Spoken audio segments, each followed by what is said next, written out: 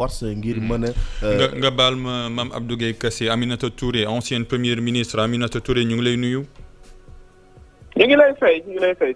déglu nga comme Sénégalais yëpp li nga xam ne mooy discours Macky Sall même question lan moo nekk sa première réaction ginnaaw information bi nga xam ne tukkee na ci kàddu mi yëkkati maanaam dàq na li nga xam ne mooy jongante falum jiitu réew mi.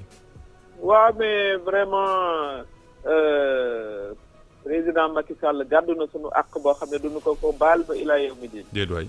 ndax fi mu indi démocratie wu Sénégal.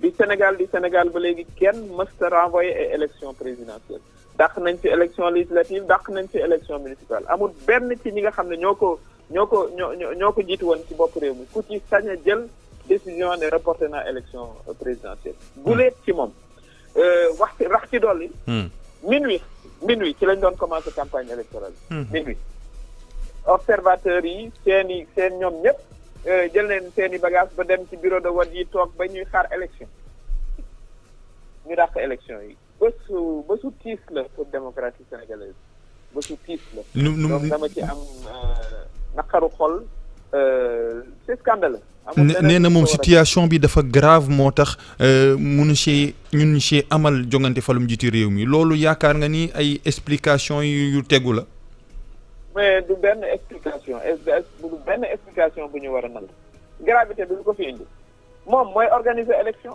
kon moom nekk na ci bopp réew mi 12 ans administration mënul organiser élection ba ñuy ànd ak moom ñun ma nekkoon directeur de cabinet de campagne ba ñuy ànd ak moom 2012 président Abdoulaye Wade dafa organiser ay élection mu jaar ci falu moom kon 12 ans après Sénégal xamul nu muy organiser ay élection xamul nu ñuy tànnee ay candidats mais kooku moom responsabilité directe am la li am direct fichier ba nga xam ne moom la ñu doon tànnee nit ñi fichier ba baaxul te xamoon nañu fichier bi baaxul ndaxte naa waxoon na ko waaye dañoo continuer rek di dem lii lépp dafa mel ni loo xam ne lii plan la boo xam ne tegoon nañu ko pour yegg ci bii ban plan la man loolu laa jàpp parce que xamoon nañ ne fii la ñuy mujjee donc lii vraiment lu kenn mënu la nangu la c'est vraiment man day gàcce laa ci am man mi nga xam ne àndoon naag moom fukki at ak 6 mois gàcce laa ci am man mënu ma woon a imaginer ne fii la ñuy mujjee ci ay report élection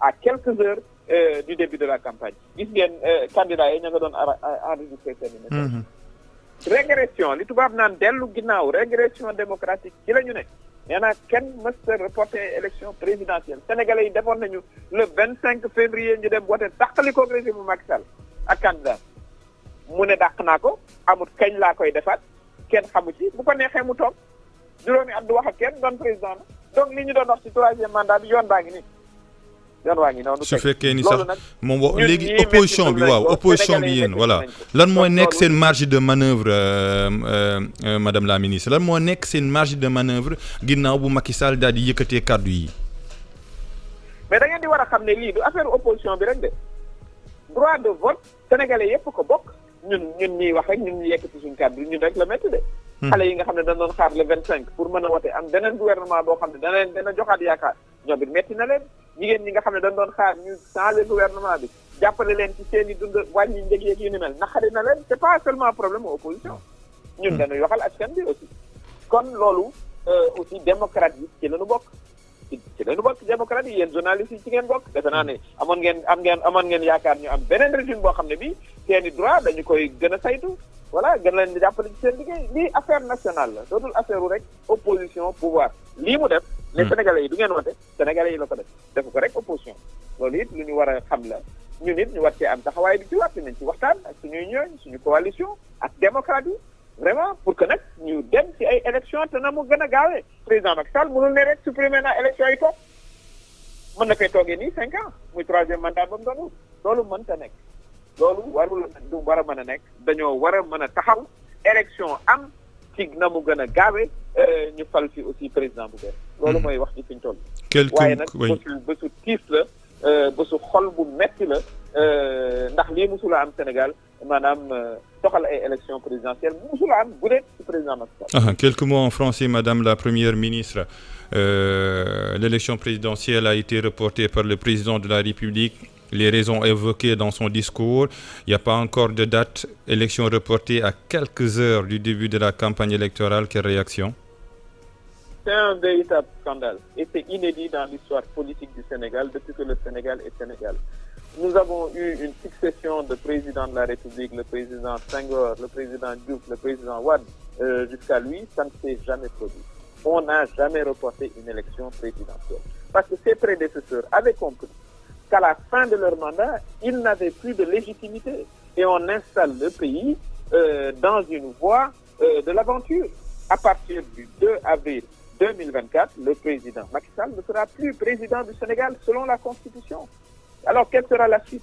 Quelle va être la suite? Nous ne le savons pas, vous ne le savez pas, je ne le sais pas. Nous n'avons jamais été aussi proches de l'instabilité que tout le monde redoutait.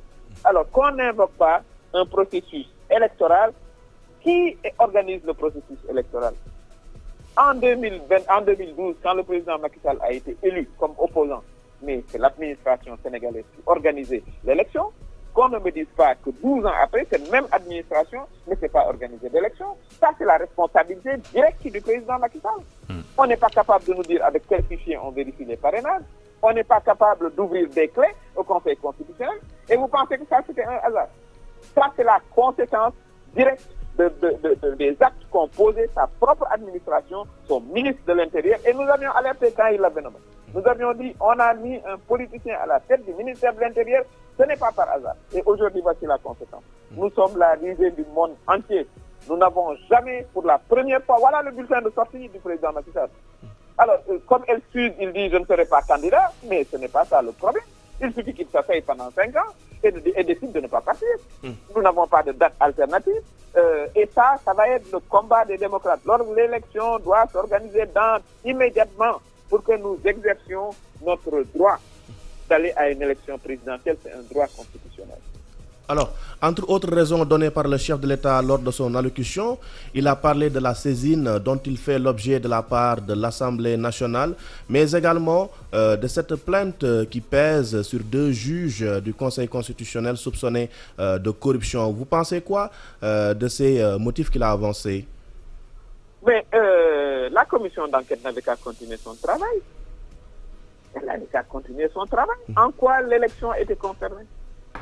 En quoi, dites-moi, en quoi l'élection était concernée? On s'apprêtait à aller en campagne électorale dans quelques heures. Les observateurs étrangers se sont déployés sur le terrain. Mais il a dit qu'il est le garant du bon fonctionnement des institutions. Voilà, le président évoque un projet dont il aurait été saisi par le bureau de l'Assemblée nationale. Il a été saisi il y a 1 heure. Il a annoncé qu'il parlait déjà hier. Non, tout ça est cousu de fil blanc. Il n'y avait aucune intention d'aller à l'élection. Et je l'ai dit, le président de la République avait un problème avec son propre candidat qui était incapable de gagner l'élection selon tous les sondages qui ont été menés. Et c'est l'occasion pour lui de s'en débarrasser et d'avoir un nouveau candidat. C'est à ça. On nous a transféré une crise politique au sein de l'appareil politique du président de la République et on en a fait une crise institutionnelle. Voilà le problème. Aminata Touré dina wuyu su fekkee ni Macky Sall woote na dialogue. loolu lu ñuy waxtaane la ak suñuy biir waxuñu waxu dialogue suñ toll nii gis ngeen yëf yi nag aussi yéen it dee leen poser question yi ni ngeen ko war a moom si texte bi de cee bokk scandalisé par le report waxuñu waxu dialogue dañuy day woote dialogue national li wax bi mooy waxu report waxu report bi nga xam ne warutoon a mës a am ci àddina musuñu ko reporté kooku moom du ay dialogue moo koy effacé loolu lii la ñu war a wax suñ toll nii loolay wax ci waaw suñ ci waxee pare xam nga de cee bokk te mës a am Sénégal Aminata Touré jërëjëf ñu ngi lay jaajëfal. Merci beaucoup ci intervention bi Aminata Touré leader de la coalition Mimi 2024 bokk ci ñi nga xam ni mooy candidate yu ñu invalidé seen dossier ci conseil constitutionnel mu bokk sur le collectif des candidats di spoliés mu doon réagir en direct iRadio ITV si ñi nga xam ni ñoo ñi soog a rejoindre ñu leen jox information bi à 12